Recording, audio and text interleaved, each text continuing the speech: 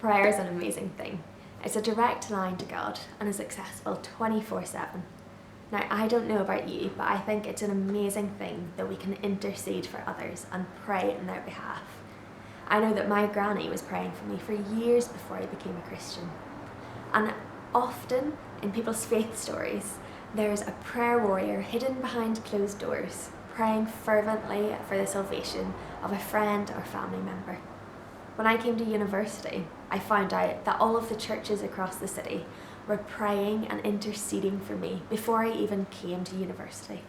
They were praying for student mission and student revival and praying for me as a student to live boldly in my faith. What can you do this year to pray for students? Well, here are some simple things that you can do to pray for the students in your city, and if you don't have any in your city, pray for students in general.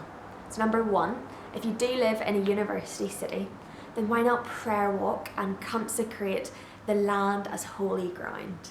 Just like the Israelites did as they marched around Jericho praying for the walls to fall, can you march around the campus, the buildings where the students meet, and pray for the strongholds that hold student life to break?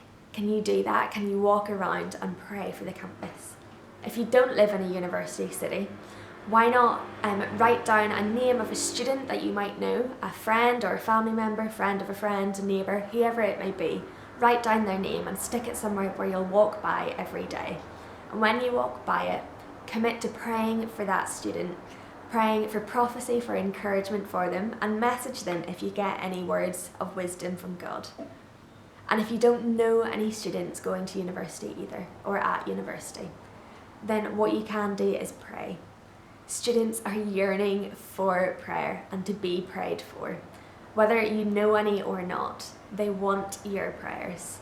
And that is what is so important for revival of students and for university, is for people to be praying, for those prayer warriors to be behind doors, interceding for the ones who don't know God and for the ones who are at university.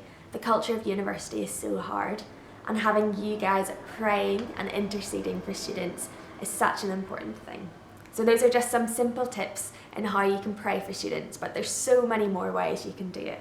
But the main thing is to pray, to encourage them and to pray.